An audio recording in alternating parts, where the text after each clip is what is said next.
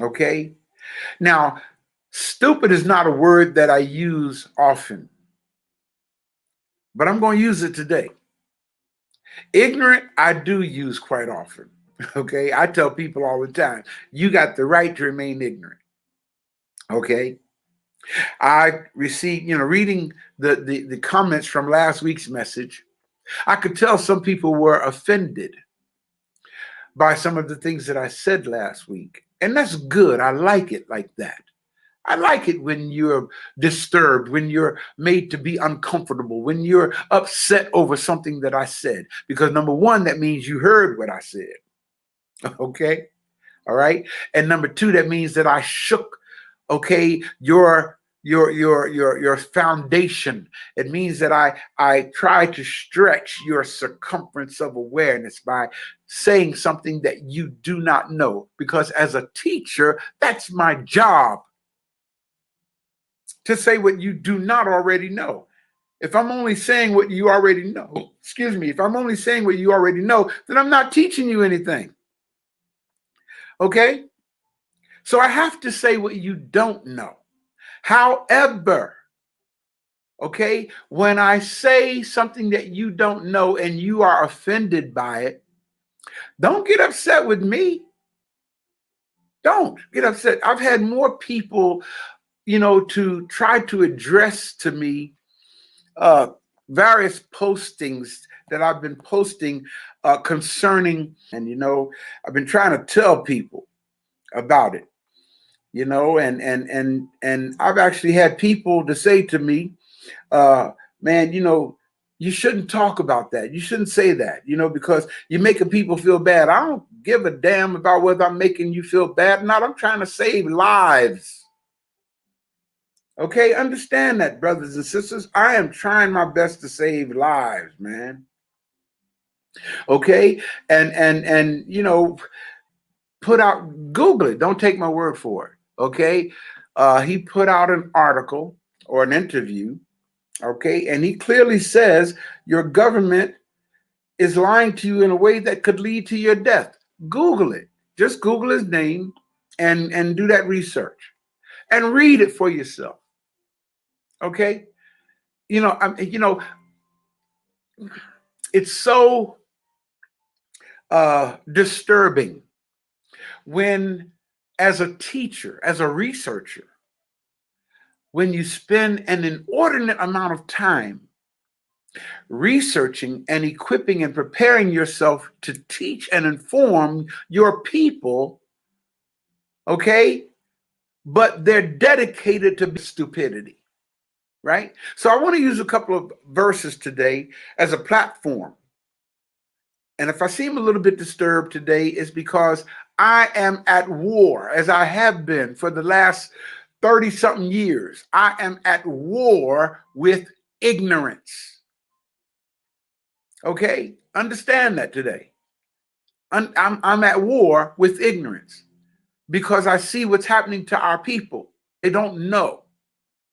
It's not that their brain won't work, it's they choose to not let it work. They choose to stop it from doing what God designed your brain to do, and that's think. Okay? But you choose not to. And it says, don't give that which is precious to intellectually depraved people who refuse to hear and refuse to learn. It goes on to say, don't give that which is valuable to those who simply will not appreciate its value. Why? Because they will trample what you gave them under their feet, then attack and tear you to pieces. Grab this, man. Okay? I have experienced so much of that in trying to liberate the minds of my people. People who want to be dedicated to being ignorant, because they want to hold on to tradition. They want to hold on to human opinion. They want to hold on to their indoctrination. It's deep, brothers and sisters, what we teachers have to go through. Now listen, so you're not too offended, let me define the word ignorant and the word stupid so that we're clear. I want to be sure that you know what I mean when I say these words. The word ignorant means more than not knowing. A lot of people say ignorant simply means you don't know. Well, it means a little bit more than not knowing. Okay? Understand the context here. The root word of the word ignorant, the root word is ignore. Yes, meaning you have chosen not to know.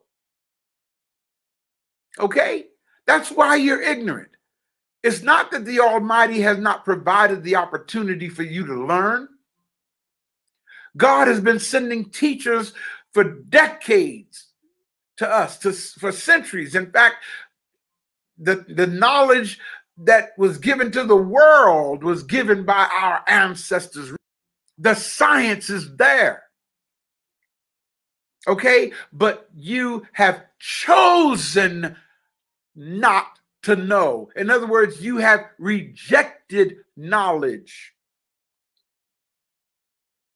The word stupid, this is when someone sees, hears, touches, tastes, smells, and is convinced of the facts and still refuses to have a change of mind, to think differently. Okay? So stupidity is when you see the facts, you hear the facts, you touch the facts, you can even taste and smell the facts, okay, to the point that you're convinced that the facts are true and you still refuse to think differently. That's called stupid. Yes, that's called stupid, okay? My people are destroyed because they don't know what's right or true. Yes, brothers and sisters, that's what I see every week. I deal with it every week as a teacher, as a researcher trying to free my people from our predicament. My people are ruined because they don't know what's right. Why don't they know what's right? Because they haven't been taught. Why don't they know what's true? Because they haven't been taught. And it goes on to say, for you have turned your back on knowledge. Hear this. You have turned your back on knowledge. God sends the teacher to bring knowledge to you, and you turn your back on it. And it goes on to say, because you have refused to recognize the truth of God, God will refuse to recognize your children. Wow. And actually, he says in the King James verse, it says, I will forget thy children. And if you do an etymological study of it, you'll see that it says, I will leave your children to the consequences of their actions. And that's what's going on, brothers and sisters, with our oncoming generations. We have failed them because we did not teach them correctly. And when I say we, I mean my generation and the generations before me. So look at the consequences of being ignorant. Ignorance is not bliss. Ignorance is dangerous. Ignorance is destructive. So I want to help you today. Okay? Again, today's subject is protecting yourself from ignorant and stupid people. So let's deal today with thinking. I want to call it the art of thinking. The art of thinking is the intellectually disciplined process of actively and skillfully conceptualizing and applying and analyzing and synthesizing and evaluating information. That's what the art of thinking is, brothers and sisters. Information that you've gathered from or generated by or observation or experience or reflection or reasoning or communication. And the purpose for the art of thinking and going through this process is so that it can be a guide to your knowing and producing right action. Understand this. Now, I want to deal with you today from the perspective that many of y'all don't get when you sit up in church. Okay? Sitting up in your churches, and unfortunately, it's not your fault. Okay? It's not your fault. Okay? That is the design of the church. And that is to amuse you. Now, write this down. Amuse. The word muse, M-U-S-E, means to think. Amuse, like atypical meaning the opposite, or asocial meaning not social. Amuse or amuse means not to think. So you go to church and you get amused with the music, with the singing, with the emotionalization of the people present. Almost like an amusement park. You know, I came to clap my hands. I came to shout for joy. I came to praise him. I came to lift him up. Not one time did they say, I came to learn. Never said that. No, because church is not designed for that. You would think so, because that was the original intent of the temple. The synagogue was to be a learning center. The temple was to be a learning center. Okay? That's the whole purpose. Actually, the church used to be the first school. But that stuff has changed, brothers and sisters. And it's changed because of the indoctrination that we've been put through. From the time you came out of your mother's womb, you were programmed not to think. From the time you came out of your mother's womb, and you know something, brothers and sisters, knowledge is so rejected in religion. They teach doctrine. In other words, they tell you what to think. They don't teach you how to think. Yes. Okay. You've been programmed that you're not supposed to research, that you're not supposed to think, you're not supposed to know. Who in the hell told you you're not supposed to know? Why would the Almighty create your brain to know and then turn around and tell you you can't eat of the tree of knowledge? Think with me, y'all. I call it the forbidden fruit, right? That's what they call it. You know, for y'all think it's an apple. It's not an apple. It's knowledge. Knowledge is the forbidden fruit. I just read it to you. Of every tree in the garden thou mayest freely eat, except from the tree of the tree of knowledge. You can't eat of that tree. Because if you eat of the tree of knowledge, you'll die. You won't die, doggone it. You'll live. Take it from me. They don't want you to know. They want you to stay dead through your ignorance. So understand, brothers and sisters, the forbidden fruit is not taught in churches. Again, what is the forbidden fruit? Knowledge.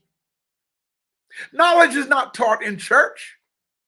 Doctrine is taught in church.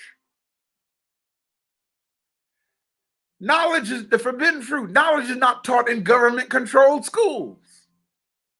And the reason for this is because the masses must be kept under total control so that those in power, meaning the ruling elite, can establish and maintain the economy and society that they want. So you can't know. They don't want you to know. The powers that be are depending on our ignorance, brothers and sisters, for the success of their agenda. Write that down. The powers that be are depending on our ignorance for the success of their agenda. Like with this vaccination mess, they're depending on your ignorance for the success of their agenda of world depopulation. Dr. Yaden actually tells you, again, the man was the chief scientist for Pfizer. If you read the article I just told you about, if you go read it, you'll see he says at the end of the article, this is their way of carrying out mass depopulation. The man retired from Pfizer. Man, Dr. Amos Wilson put out a book entitled The Falsification of African Consciousness. In his book, Dr. Amos Wilson says these words. He says, oppression requires the dissociation of the oppressed from themselves. Did you get that? Oppression requires the dissociation of the oppressed from themselves. Oppression requires that they deny themselves. How many times have you heard that growing up in church? Bible says you got to deny yourself. What in the hell for? Why are you denying yourself? You better get to know yourself. That's what the ancient teaching is. Man, know thyself, for in knowing thyself thou shalt know God. Let me finish quoting Amos Wilson. He says, oppression requires the dissociation of the oppressed from themselves, that they deny themselves in service to their oppressors, that they avoid identifying with their original personality and perceive identification with it as detrimental to their survival. Do you hear this? In other words, identifying with your original personality, identifying with your original African self. You've been taught that that's detrimental to your survival, African brothers and sisters. More accurately, let me say Alkebulantian brothers and sisters. The rejection of your authentic self on the part of the oppressed is a necessary preparatory step to their replacement by artificial, easy to be manipulated selves. Let me say that again. Easy to be manipulated because you keep listening to the CIA controlled news media that tells you what to do with your life, which has been socially manufactured by the oppressor. Brothers and sisters, I repeat, the art of thinking is the intellectually disciplined process of actively and skillfully conceptualizing and applying and analyzing and synthesizing and evaluating information that you've gathered from observation, experience, or reflection, or reasoning, or communication as a guide to knowing and right action. If you don't think, damn. If you don't think, you can't help but be led as sheep to the slaughter. I just told you about the conversation that Pastor Edwin Wright, also known as the chef in Charleston, South Carolina, we had yesterday. And he was telling me, he said, man, he's a radio announcer now. But before he got into radio, he was telling me they used to work for a slaughter plant where they slaughtered, cattle and beef and lamb and pork, pigs and what have you.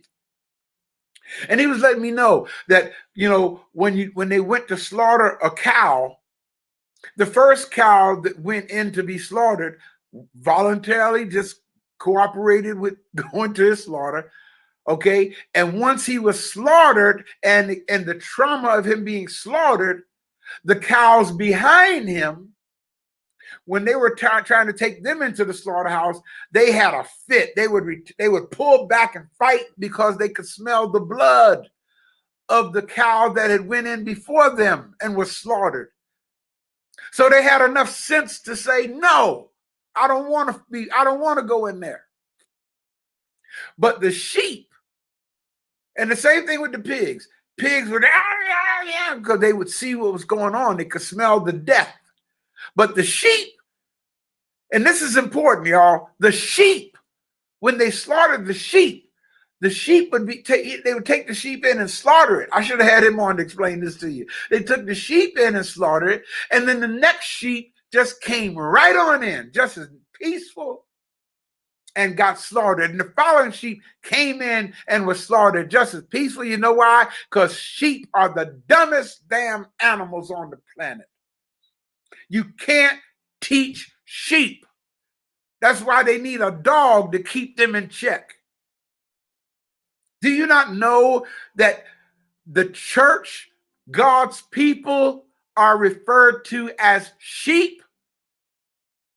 Oh, yeah. The Lord is my shepherd. I shall not want. To the elders which are among you, feed the flock of God, which is among you. I've actually had pastors say, Doc, my flock this, my flock that. They're not your flock, that man. Dog, darn it. They're people. They're not sheep.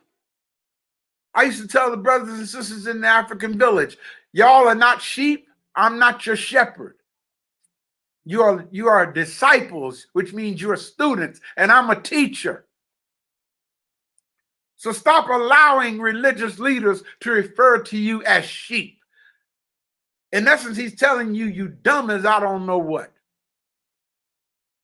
When a pastor calls you his flock, what he's actually saying is y'all are a bunch of dumbasses. That's what he's saying. That's what she's saying. Calling you a flock. You're not sheep. Brothers and sisters, enhance the art of thinking. In its proper form, the art of thinking is based on universal intellectual values that transcend subject matter divisions. Okay, understand this. When you think, you will overcome the divisions that's put between us over subject matter. We don't agree on this point, or we don't agree on this subject, so we allow it to divide us. Brothers and sisters, when you think, you establish clarity. When you think, you establish accuracy. When you think, you establish precision. You establish consistency. When you think, you establish relevance. You establish sound evidence. You establish good reasoning and depth of thought. And all of that is important. That's what the art of thinking is all about, brothers and sisters. Instead of being told what to think, you learn how to think.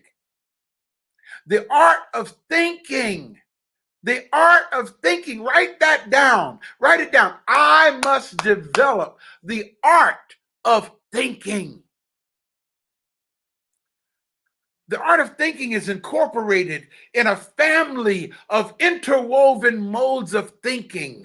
Among them are different types of thinking. Now, I'm telling you stuff that the church does not promote and it will not promote it. The last thing the church wants is people who think.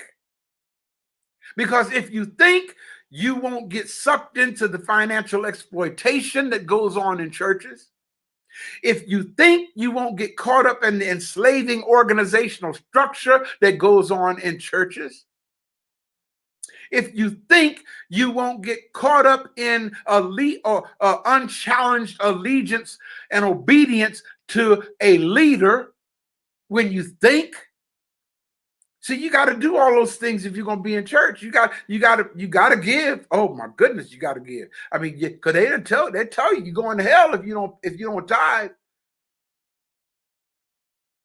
Oh my goodness, like Creflo Dollar said in one of his YouTube videos, or somebody put it out. He actually said, if you don't, for those of you who don't tithe, we should take you outside and line you up and take automatic weapons and shoot you down because you don't tithe. Come on, man. How you say some stuff like that? And the old brother said, how you sound, man? People give because they in their heart they want to. You can't tell people how much to give. You don't do that. You let people give from their heart. If they give $1, it's from their heart. If they give $2, it's from their heart. If they give $50 or $100 or $1,000, it's from their heart. You let them do that. You don't tax people in the name of Jesus. The hell is wrong with you? Man, shucks. There are different kinds of thinking. Listen, there's scientific thinking. There's mathematical thinking, there's historical thinking, there's anthropological thinking, there's oh my goodness, there's economic thinking, there's moral thinking, there's philosophical thinking. All of these types of thinking, man. It's tragic that the only form of thinking that our children were raised in is scriptural thinking or biblical thinking or doctrinal thinking. That's the only thinking that most of us know about. We don't know about thinking scientifically. We don't know nothing about that. We know about the science of mathematics in our thinking. We don't know about that. We don't think of, on the platform of world history. No, we think on the platform of religious literature. Religious literature. I've used this analogy before. I'll use it again. All right. Hold up one of your hands, right? Your right hand or your left. It doesn't matter. Hold up one hand and say that's religious literature. Hold up the other hand and call that hand historical fact. Brothers and sisters, hear me well. If your religious literature, okay, is not in accordance with historical fact, then you need to get rid of the religious literature. And I have to say it. I gotta say it. Okay? Not one thing mentioned in your Bible is based in historical fact. Not one thing. I've had people try to prove to me what their argument is using the Bible to prove themselves. You know how dumb that is? You don't use the Bible to prove the authenticity of the Bible. Okay, you don't do that, man. Come on, folk. You don't call a person to testify in their own behalf. No court of law allows that. Now they can get up on the stand and tell you their version, but that's not a test. That's not a witness. To witness to the legitimacy or authenticity of a thing, you have to call something else besides the thing being challenged. Not one thing mentioned in the Bible happened on the platform of world history. That's literature, not world history. Okay, so understand, y'all, there was no Adam. Yes, it was too, because the Bible said Adam, God made Adam. See, you see that kind of ignorance? You understand? That's what I'm talking about right there. When I show you that the word Adam comes from the word Adama, which means mankind, not some dude in the Garden of Eden. Okay? Mm. When the truth and the fact, I've had people, y'all, sit down and listen. I've had pastors say, Doc, explain this to me. And I said, man, the book that you need to research is right there on that shelf in your office. I'd get the book off their shelf and open the page and show them what they're challenging. And I've had pastors turn their head away and say, I don't want to see that. Well, damn it, what you challenging me for then? You don't want to hear the truth. You don't want to see the truth. Because once you hear the truth, you got to do something about it. And y'all can't afford to do that. Yeah, if I sound upset today, brothers and sisters, I am. I'm upset over how many of our people are running to the slaughterhouse so they can get stuck. It's our nature to think, family. That's the way God designed us. But much of our thinking, left to itself, is biased. Much of our thinking is distorted. Much of our thinking is partial. It's based in ignorance and self-righteousness. I didn't say righteousness. I said self-righteousness. You think you're right. Yet the quality of your life and the quality of what you produce, the quality of what you make or build depends precisely on the quality of your thoughts. And if the quality of your thoughts is messed up because you've been taught messed up information, you can't help but be jacked up. Poor quality thinking is costly, both in money and in quality of life. Excellence in thought must be systematically cultivated. Let me say it again. Excellence in thought must be systematically cultivated, but it's not by faith. See, that's what they do to you. That's how they messed you up. I messed up a whole lot of people teaching that mess. Telling folk, just believe. Just believe. I've had people say to me, Pastor, years ago, people say, I don't understand such and such. And I would say, you don't have to understand, but you have to believe it, though. Oh, my goodness. Oh, my goodness. You hear that? That's criminal. You don't need to understand it. Just believe it. How many times have you heard John 3:16 quoted? For God so loved the world that he gave his only begotten son, that whosoever believeth on him will not perish, but have everlasting life. Come on, brothers and sisters, think. Damn, think. Think. Whew. You're so hung up in believing instead of knowing. You have to be a knower, brothers and sisters. That's why the church preaches against Gnosticism.